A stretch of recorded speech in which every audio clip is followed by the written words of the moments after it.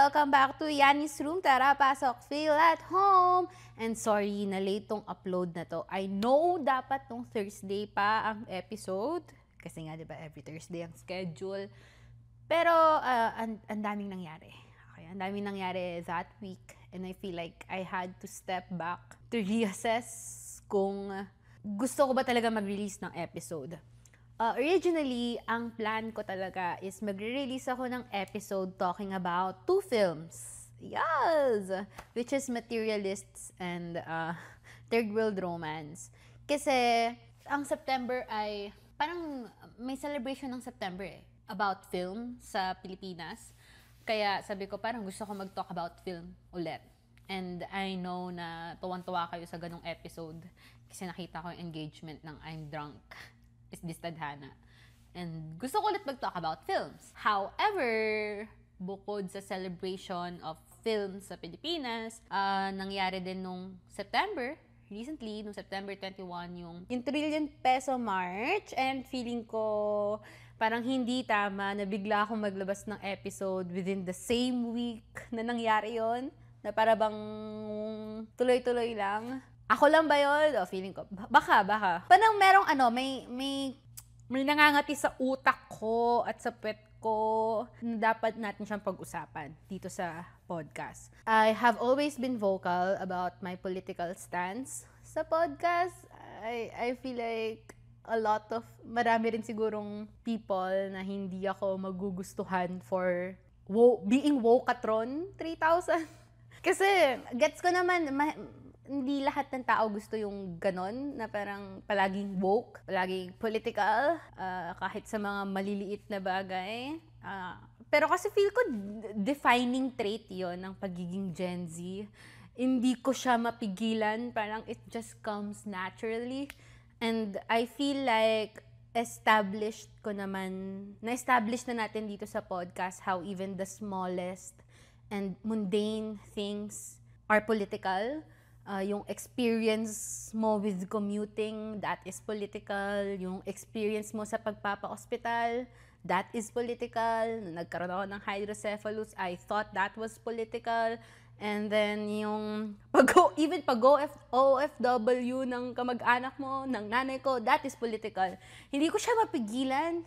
Parang hindi naman sa consciously naghahanap ako ng butas para makapagsingit ng something political. It's just that political siya by nature, and so I am inclined to talk about it in a very political way. Kaya ngayon, I feel like we should talk about what happened nung September 21. Kasi ang weird, parang always political tayo dito sa podcast, tapos bigla akong lalagpasan yung isa sa mga pinaka-political na pangyayari sa Pilipinas. Again, it just comes naturally. So, i-debrief natin siya today. Tangina ng debrief. Pag sabi mo debrief, di ba tapos na yung event? Well, tapos na yung event. Pero kasi hindi pa tapos ang laban. Parang slogan making contest na naman. Quotable quotes na naman. Alam nyo, like, first time kong gumawa ng, hindi lang to outline like, literal na script ko na to for the episode. Naka 5 pages ako kahapon. Tatype lang ako kung anong gusto kong sabihin, kasi madami akong gustong sabihin about it. What happened last September 21, 2025? So, yung September 21, ito yung 53rd anniversary ng martial law under Marcos Sr. Yes, tatay ng presidente ng Pilipinas right now, unfortunately. So, noong 21, bilang commemoration ng martial law, meron talagang protests every year for September 21. If tama ako ng pagkakaalala, di ba may time na nagtanggal si BBM ng holiday na connected sa regime ng tatay niya, which is crazy. And then ngayon, ito yung September 21. So, nung September 21, nagkaroon ng protests sa Luneta, EDSA, at saka nag-march papuntang Menjola kung asaan ang Malacanang. Sa Menjola nangyari yung mga riot where more than 200 individuals were illegally arrested, including minors. Ayon sa Karapatan NCR, ang pinakabatang na aresto ay 9 years old. So yung Karapatan NCR, if hindi kayo familiar, ito ay alyansa ng mga individual at grupo na lumalaban para sa protection ng human rights. Kilala ko yung Karapatan NCR kasi nung time ni Duterte, sa yung kasagsagan ng red tagging, tsaka nagsasampa ng gawa-gawang kaso sa mga aktivista, very active yung Karapatan NCR to work with people with victims. Yun. So, kabilang sa mga naaresto si Alvin Caringal. Si Alvin Caringal, siya yung nag-viral sa Facebook ata or sa TikTok din kasi nagko-call siya for babaan ng presyo ng mga tusok-tusok. I feel like maraming natawa dun sa video na yon kasi it sounds unserious. Pero lihitimong panawagan kasi yon. Totoong panawagan yon. Magkano ba ang kwek-kwek at kikiam ngayon? I don't know kung magkano ang kwek-kwek at kikiam ngayon. May mga nakita ko na 2 for 5 pesos, 2 kikiam. Naalala nyo ba kung magkano ang kikiam? Nung bata ako, kaya kong bumili ng ilang tusok-tusok sa 5 piso. Ngayon, ang 5 piso mo aabot na lang sa 2 kikiam. Na sobrang questionable. Kasi wala ka na talaga mabibili sa piso. So, kung tumataas ang presyo ng mga tusok-tusok, pero hindi tumataas ang sweldo ng mga tao, hindi ba may mali doon? Feeling ko kasi para kay Alvin Caringal, yun yung pinakamalapit sa experience niya. Kasi from what I heard, Red ay vendor siya ng tusok-tusok. Kaya yun yung panawagan niya. I feel like para sa atin kasi ang daling i-disregard ng mga panawagan na hindi tunog entry sa isang slogan making contest. Tingin natin parang, tayo na, tusok-tusok. Yun yung panawagan niya. But that shows you how even the smallest things are political. Kasi, again, pag nagmamahal ang tusok-tusok, nakikita, ibig sabihin lang, nagmamahal ang presyo ng mga bilihin. Totoong panawagan yun. Ngayon, ang daming, as in, point of contention talaga sa mga tao yung nangyaring riot sa Menjola. I think mamaya mapag-uusapan natin siya ng mas malalim. Ngayon muna, mag-look back tayo. Okay, historically, marami na talagang nangyari sa Menjola. Noong January 30, 1970, nagkaroon ng Battle of Menjola. Ito yung kasagsagan ng tinatawag na First Quarter Storm. Babasahin ko. Ayon kay Raisa Robles, 2016, in one night, thousands of students and laborers attacked Malacanang Palace, managing to ram a captured fire truck through the gates before they were driven off by gunfire. So, yung nangyari dun sa First Quarter Storm, dinetali din siya sa isang Rappler article ni Jodes Gavilan. Nangyari, student-led siya. Mga manggagawa yung nag-stage ng protesta nung sa Battle of Menjola. Tapos, ang nangyari, the Philippine Constabulary, however, came in full force and opened fire at the protesters. At least 6 people were killed with almost 100 people injured. A Senate Special Committee, chaired by then Senator Lorenzo Tañada, concluded that the demonstrators were not armed and that it is only when the police confront the demonstrators that violence tends to erupt. So interestingly and gruelly, it turns out na sang-ayon sa plano ni Marcos Sr. yung nangyaring protesta. Ayon ulit kay Robles, the violent rallies and demonstrations against his government fell in nicely with Marcos' own plan to paint the country as falling apart and in need of a strong despotic hand to fend off a communist threat. So, itong readings na to kay Raisa Robles, again, ilalagay ko to sa link below kung gusto nyo basahin kasi nakuha ko to sa isang subject na PS21. So, yun, isang klase yun sa UPLB na I attended. Yung PS21 ay wika, panitikan at kultura sa ilalim ng batas militar sa Pilipinas, which I think is dapat mas mapag-aralan ng marami. Elective nga lang ata yun sa amin eh. Oo nga, elective lang ata yun sa course ko noon, which is sad. I feel like ganito ka-importante yung pag-aaral natin sa history natin kasi madami na nangyari sa Menjola. Okay, hindi ito ang first time na may gulo sa Menjola. Ang dami niya nang no-witness na violence. And i-highlight ko lang to sinabi ni then Senator Lorenzo Tañada. It is only when the police confront the demonstrators that violence tends to erupt. Going back, sabi sa balita at least 100,000 yung umattend sa rally nung 21. At least so like masigit pa sa 100,000 yung umattend sa rally na tinatawag na Trillion Peso March. Yung reason kung bakit Trillion Peso March yung tawag, it's because as much as 1 point ang OA, ang sakit kasi basahin, okay? As much as 1.8 1.089 trillion of the government's climate tag expenditures could have potentially been lost to corruption since 2023, including 560 billion in 2025 alone, according to Greenpeace Philippines. For the last 2 years pa lang yon kung iisipin. At matagal na tong issue ng corruption, for sure. Like, tip of the iceberg pa lang to. Hindi ko nga alam if tip pa lang to eh. Like, patong-patong to, panigurado. So, syempre, obvious naman kung bakit magagalit ang mga tao sa revelations na to kasi long overdue na tong galit na to. Isipin mo, hirap kang maghanap ng trabaho, ang mahal mag-hospital, maraming Pilipino ang namamatay na lang kasi hindi sila nakakapagpagamot dahil hindi accessible ang healthcare sa bansa. Araw-araw kang kakayod para sa katiting na sweldo, tapos malalaman mo na bilyon-bilyon yung kinukuha sa'yo. Long overdue na tong galit na to. Matagal na to. Ipon na to. Kulang pa to. Sa totoo lang. So, nag-stage ng protests against the corruption, the revelations, and as much as possible, alam ko naman na we want these protests to be peaceful. Wala namang gusto na merong mapahamak sa mga gantong protesta, 'di ba? Pero may nangyaring riot. At yun na rin yung pukol nga ng discussion right now. Maraming hindi agree sa paggamit ng violence ng mga nag-riot. And if online kayo right now, makikita nyo na samot-sari yung opinion ng mga tao about this. Kasi ang dami ring kwento na lumalabas. Yung kaibigan ko na andun sa Menjola, nakausap ko siya dati kasi nag-post ako sa IG story about it. Tapos, ang sabi niya, parang going na kwento is planted daw yung mga nag-riot para ma-justify ng mga pulis yung pang-tear gas. Yung mga nanira nung trailer truck, yung mga nanunog ng trailer truck, so yun daw, parang planted daw yun. Yun yung narinig na kwento ng mga taong andon. Tapos, ayon sa DILG, bayad daw yung mga nangyaring riots at ito rin yung ngayon yung nire-report sa balita. However, merong mga photojournalist kagaya ni Rafi Lerma at Ezra Akayan na andun mismo, nakapag-document sila.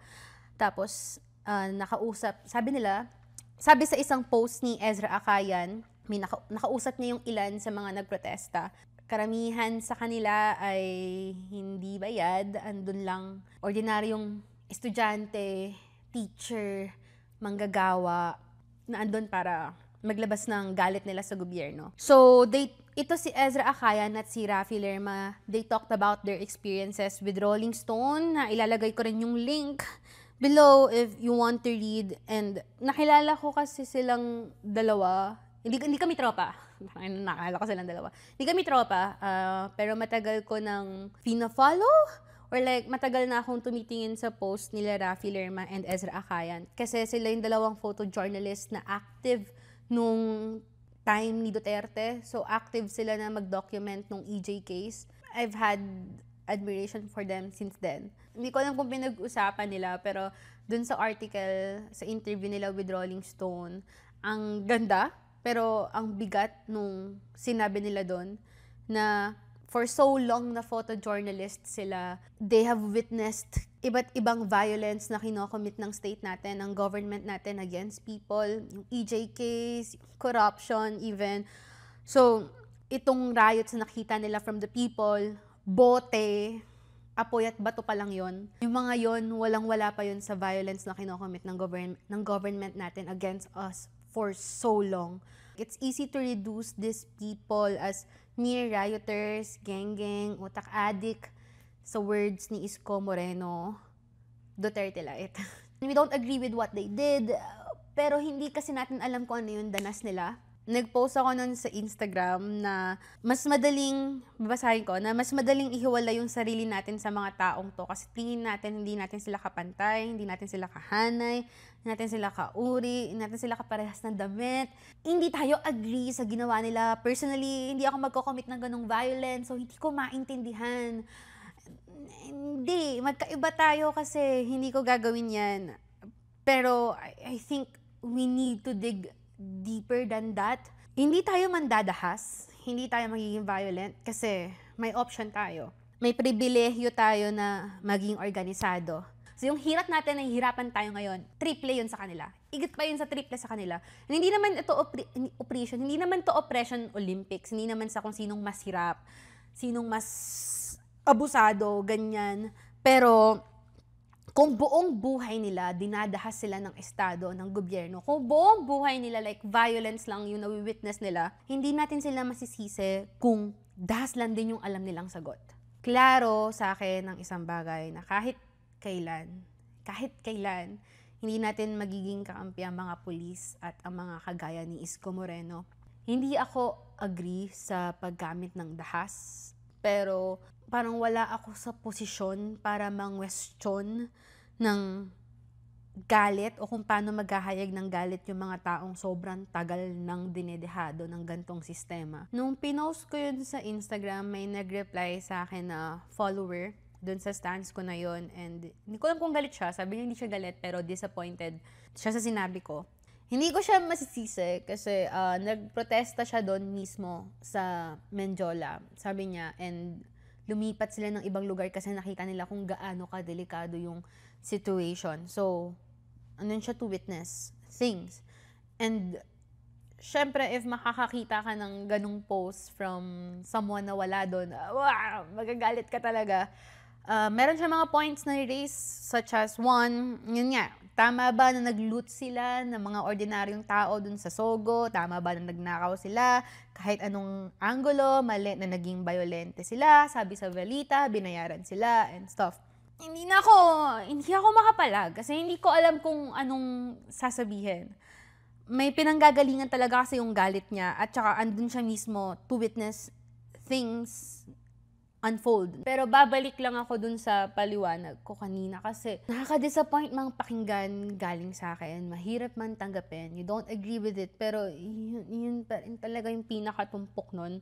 Mahirap mamulis ng galit ng mga tao hindi natin alam ang danas. Tinanong niya pa ako, sabi niya, hypothetically, if ikaw yung nandun sa Sogo, ikaw yung ninakawan, hindi ka ba magagalit? Mapapatawad mo ba sila? I'm certain na hindi. Yun yung sinabi niya. And ang hirap kasing gumamit ng hypothetical na situations sa gantong usapin. Kasi what if sabihin ko sa'yo na, oo, mapapatawad ko sila. What if my principles can take me that far? Daig ko pa si Lord Jesus no na, oh, okay, mapapatawad ko sila kasi maintindihan ko. Paano? Di ba parang hindi tama na mag-rely sa hypothetical situation. So, feeling ko, hindi nyo rin ako paniniwalaan if sabihin ko yon. Tsaka kasi, hindi na nga hypothetical yung question actually kasi ninanakawan na ako. Ninanakawan na tayo, trillion na nga eh. Ninanakawan na tayo. Ewan ko, if meron akong pipiliing kagalitan, hindi yung mga taong nag-riot yun. Hindi sila. Feeling ko hindi ako mag-waiver sa kung sino dapat kong kagalitan. Yung gobyerno talaga, always. Nagnakaw sa akin ng trillion, always.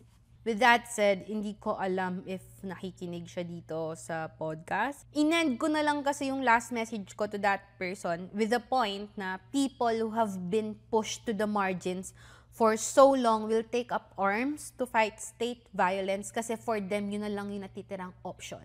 I'm sure hindi naman meant nung person na yun na maghanap lang ng away. Firm siya na bayad nga yung mga taong nag-riot. Kasi yun yung sabi sa balita. Alam nyo, baka nga may truth to that. Baka nga may mga taong bayad dun sa riot na yon. But still, totoo pa rin na may mga taong andon sa riot na hindi bayad. May mga taong andon kasi lihitimong galit sila. At saka pwede mo ring tanungin yung sarili mo kung bakit kaya may mga taong tatanggap ng bayad para gawin yung ganito. Like, bakit may mga tao na grabe yung pangangailangan para mabuhay sa ganitong kakurakot na sistema, kaya tatanggap sila ng bayad para lang gumawa ng ganito. Para lang siyang, alam niyo yung sa usapin ng vote buying.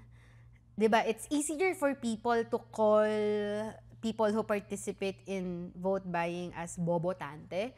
Kasi, mas madali, kasi kayo, tumatanggap kayo ng pera, nagpapabili kayo ng boto, mga bobotante kayo. Pero, if we dig deeper than that, bakit may mga tao na tumatanggap ng pera mula sa politicians para sa boto nila? Like, bakit may mga taong grabe yung pangangailangan sa buhay? Ang answer ay... And so, ang dami problems na hindi masasolve. Kasi may pinaka-root cause, which is yung rotten system, yung corrupt system. Parang palaging in control sa atin yung mga mayayaman, yung elite. Kaya ganito tayo ka-divided right now. Next, pwede rin natin, alam niyo, importante din na i-challenge natin yung mainstream media natin. Kasi, bakit yung estado lang yung nabibigyan ng plataforma para ikwento yung nangyari? Para sa mga naririnig ko sa balita ngayon, ang framing palagi ay galing sa panig ng estado. So, if napanood niyo yung interview ni DILG Secretary John V. Cremulya, sinasabi niya na walang casualty, hindi nagpasabog ng tear gas, etc. Pero maraming video na nagpapakita na hindi yun totoo. So again, babalik din ako dun sa challenge na pwede natin questionin kung anong impormasyon na hinahaing sa atin ng mainstream media. Actually, dapat. Alam niyo, yun yung reason kung bakit nagkaroon ng mga alternative media outlets. Kasi hindi lahat ng bagay na pinapakita sa mainstream media ay yun na yung pinaka-truth of it. Get? Sino ba yung in control of this media outlets? Okay, ito, ipapakita ko yung isang video galing sa Tambisan sa Sining. Now, I would like to commend the PNP for their performance yesterday. They acted according to law. They acted according to instructions. I would like to debunk the rumors going around that someone died, that there was a death. There were 0 casualties. I repeat, there were 0 casualties. What is spreading around in social media is fake news. There were, however, people who got hurt. None of the protesters were seriously hurt. I repeat, none.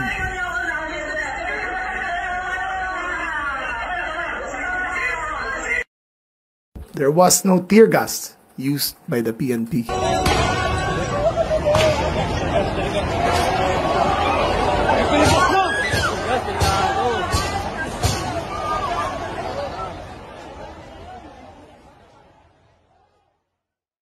Hi guys, sorry. This is Liani Hatisu from the future. Dahil feeling ko meron ako mga nasabi dun sa video that I could have worded better.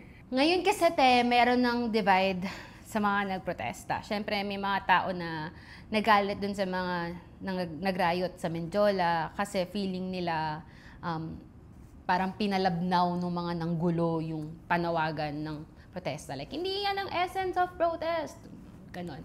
Pero kasi feeling ko, instead of ang response natin sa mga tao na nagrayot ay i-denounce sila, magalit sa kanila, i-deny na party natin sila, questionin sila. I feel like we have to go beyond that. Alam nyo, after ng rallies, isip talaga ako kasi dun ko nakita na yung protesta, while it is important for all of us, iba-iba yung lalim at bigat niya sa mga tao na pumunta doon. Iba yung lalim at bigat niya para sa mga tao siguro na nandun sa Menjola at nanggulo. Kasi what do you mean may mga taong nakakaya na ngayong gawan ng content yung protests? And meron mga taong nakulong because of the protests. So parang, iba talaga eh. As much as we want the protests to be peaceful and organized, I feel like hindi natin masisisi if may mga taong mag-go ng different way kasi for them, the protests, yun na lang yung only way for the government to listen to them, to hear them, and to see them. Maybe for so long na nag-try sila na pakinggan nyo kung ano yung danas namin, kung ano yung hirap namin. Sobrang tagal sila na-ignore.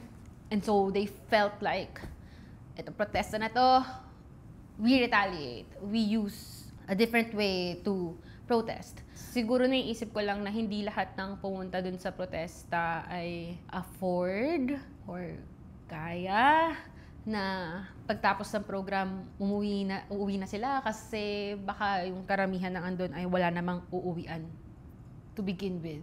So siguro instead of i-disown yung galit nila at iwan sila doon kasi kayo pumili ng ganyang paraan para maghayag ng galit nyo, mas magiging productive if like tutulungan natin sila to deal with what happened and show them na, hey, kapag mas naging organized tayo, kapag mas collective yung power natin, ibang paraan. Hindi ko alam if that makes sense. Pero nung sa previous episodes, di ba, parang sinasabi ko na alam kong easier said than done yung mag-call for people to protest. Kasi I know na protests are not always easy and are not always peaceful. Okay, kagaya na lang ng People Power Revolution. Kasi syempre, di ba, pinapaint talaga siya ng karamihan na it is a bloodless revolution, it is a peaceful revolution, pero parang bago umabot sa point na yon, ang daming dugong dumanak sa mga lansangan, ang daming namatay, ang daming violence behind that. So, hindi talaga siya peaceful in a way.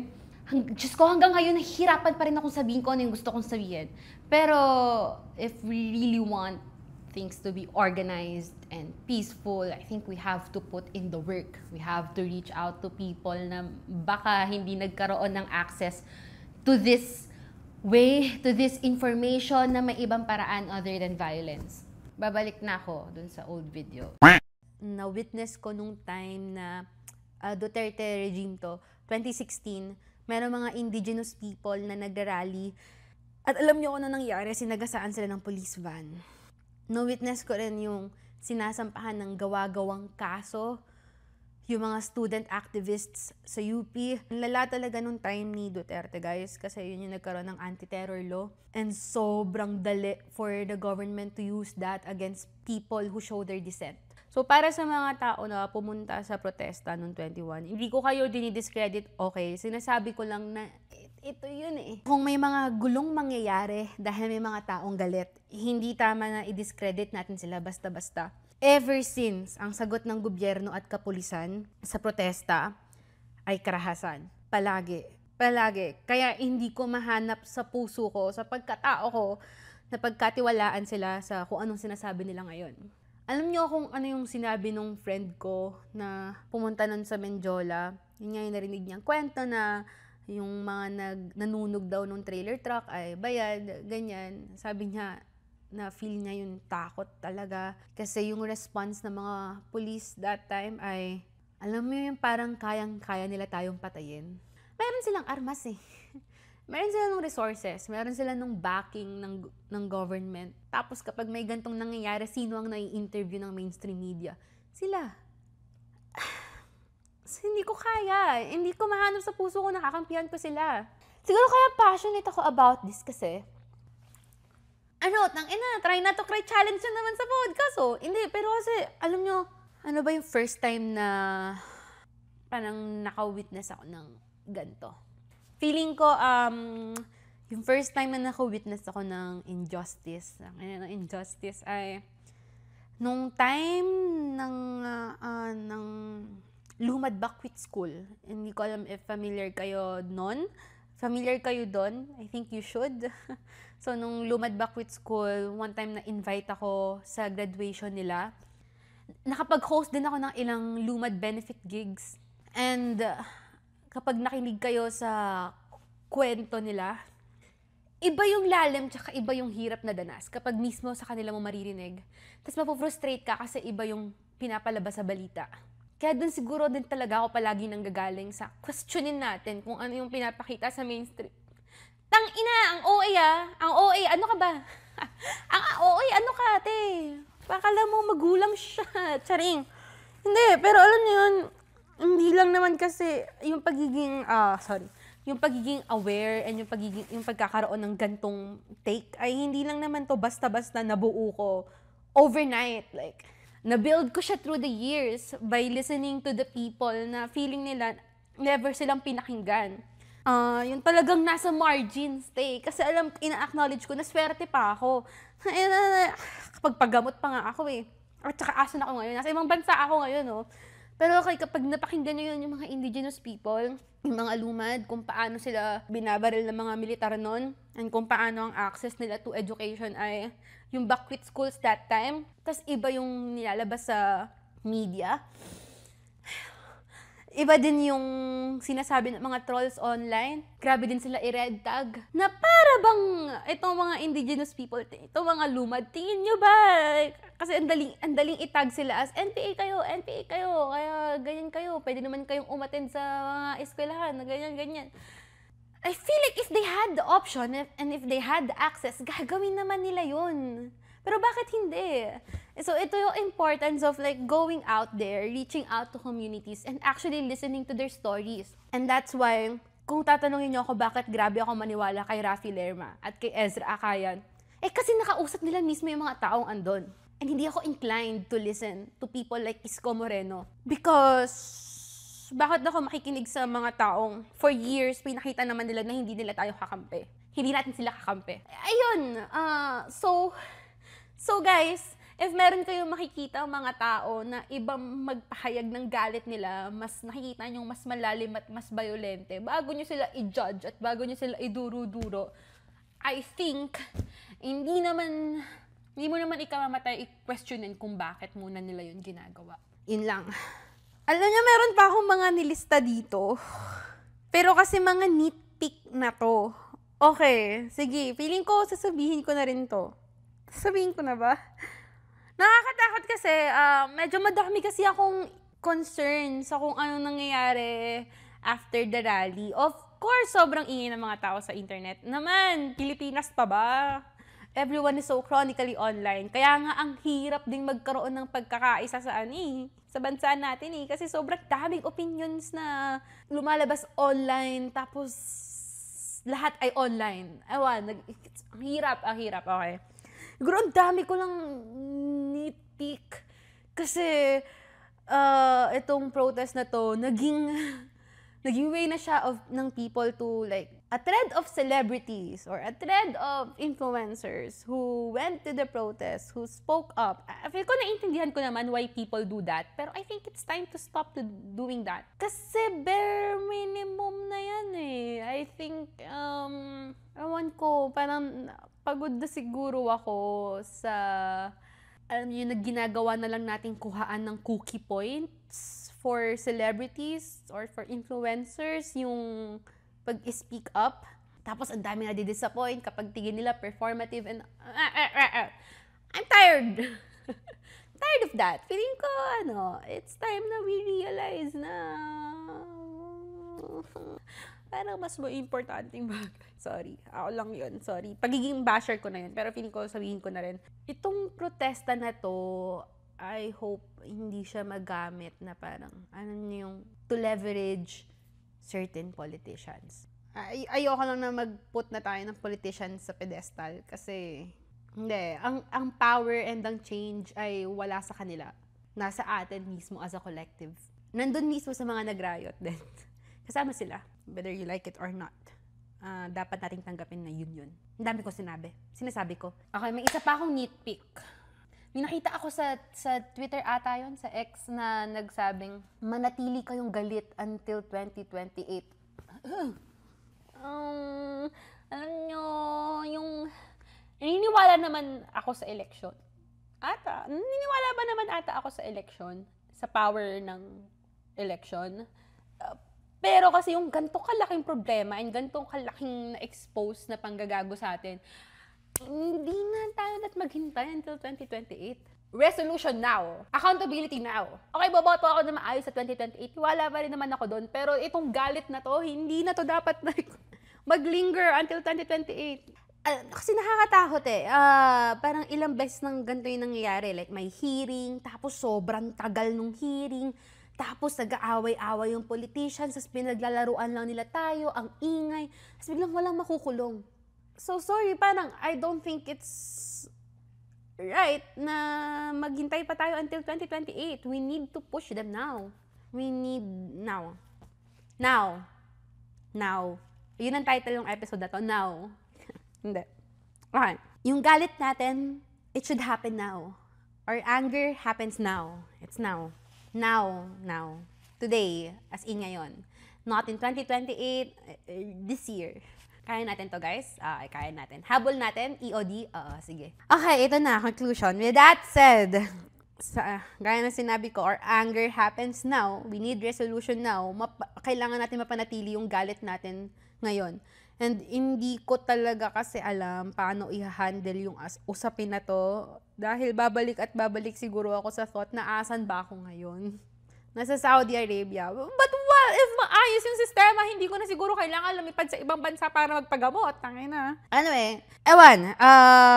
Kahit asan man siguro ako, kahit asan man siguro kayo, parang hindi tama na hindi natin pag-usapan kung ano yung nangyari. Sana ligtas kayo sa mga nangyari noong 21 at sa bagyo, kasi ang alam ko merong bagyo ngayon sa Pilipinas. At if meron din kayong kakayahan, please mag-donate kayo dito. Mag-donate kayo sa Abolition PH at Karapatan NCR. So yung mga pondo na malilikom dito ay magagamit para tulungan yung mga naaresto. Ingat palagi mga te, and ayun.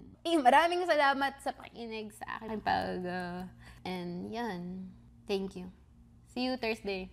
We'll talk about films. Hindi ako humagulgol. Thank God.